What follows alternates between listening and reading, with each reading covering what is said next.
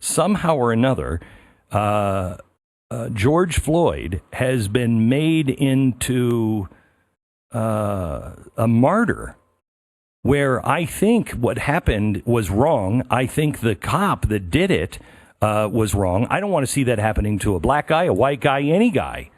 I don't care if he just stabs somebody. If he's down on the ground and you have him, don't put your knee on his neck and kill him. That's ridiculous. Our police should not be doing that. However, this is a guy with a very long record and a very long criminal record. He was said to be cleaning up his life by his family. I hope that was true. But he was also high on fentanyl and dropped a bag of drugs that he was carrying at the time. Is this really the guy that Black America, I mean, they were very careful to pick Rosa Parks. Is this the symbol of Black America today?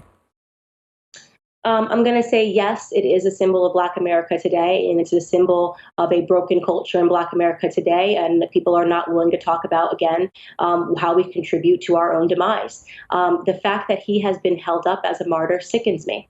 George Floyd was not a good person. I don't care who wants to spin that. I don't care how CNN wants to make you think he changed his life around, or MSNBC wants you to believe he was just, after his sixth stint in prison, I think, or fifth stint in prison, really going to change things around. It's just not true. I mean, you look at this situation. Here's how I tried to see it through the eyes of the young woman who was pregnant in 2007 when a guy knocked on her door pretending that he worked for the water department. She realizes he doesn't work for the water department, attempts to slam the door in his face, only to have a Ford, pull up with four more men that get out of the car, one of which is George Floyd. George Floyd slams his way into her cracked door as she's trying to close it. He takes out a pistol and he holds it to her pregnant belly, threatening her and pushing her into her living room. While she is in the living room, he has another one of his armed buddies keep an eye on her as they raid her house looking for drugs and looking for money. They did not find drugs, but they did take her cell phone, and I think they took some cash, and he escaped. Fortunately, the neighbor who observed this caught the license plate, and the police were able to track down the driver of that Ford, which was George Floyd. So that was, I think, his fifth arrest, the one that he went to prison for right. 5 years. This woman now has to watch this man be held up as a hero. Okay, this once pregnant woman, I can't even think about the trauma. Okay, held up as a hero and a martyr for causes, a wonderful human being that was just about to get his life together. Sure, he was high on methamphetamine and fentanyl. Let's separate. I want to make sure we're on the same page here. So let's separate this. If this was a white guy, people would be upset. Maybe. If I saw the video, what I saw happen to George Floyd, I don't care what he did. You shouldn't do that. That's reckless behavior from our cops.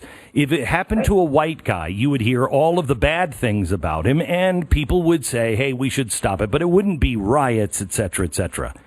And we would not be holding him up as a hero. He would be an example of police brutality. Mm-hmm. Are we on the same page? Well, we are on the same page. That you still have... because we're not white on the same page. Jewish Americans, Asian Americans, any other group of Americans do not do what Black Americans do. And as I was telling you, I was reading Shelby Steele, and he talks about the fact that Black Americans are the only culture of people that appeal to the bottom denominator of their society, meaning that the majority of Black Americans are not criminals. The majority of Black Americans are trying to do the right thing. And yet the only time our community comes together and is outraged and tries to affect change is in defense of the bottom denominator of our society. Okay, this guy's spent 5 stints in prison. How many people can say they've spent 5 stints in prison and can be expected to be held up like a martyr? Again, not a defense for Derek Chauvin. I have no defense for Derek Chauvin. I also have no inclination to hold up George Floyd as a hero. Okay, you have a criminal who was committing a crime, who was on drugs, had drugs, and then had a bad person who abused his position of power and was on this person's neck too long. Me personally, I have no use beyond saying this is wrong in this video to the cop, and I hope the family gets justice for this incident for George Floyd. I don't. But unfortunately, in my community, we spend all of our time and energy uplifting people that are criminals. It is the amount of martyr criminals that we have in Black America is incredible. So I think, Candace, we are on the same. This is the problem with this, is nobody is separating things. Like, I don't know anything about George Floyd other than what I'm told in the press. And one, he's an angel, and the other, he's a devil.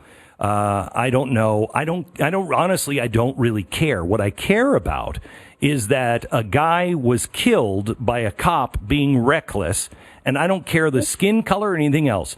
If George Floyd was stopped by police and he was a drug user, then he should pay the penalty the way he should have paid the penalty by going to court and everything else. If it meant him going to prison again, that's what should have happened. End of his story.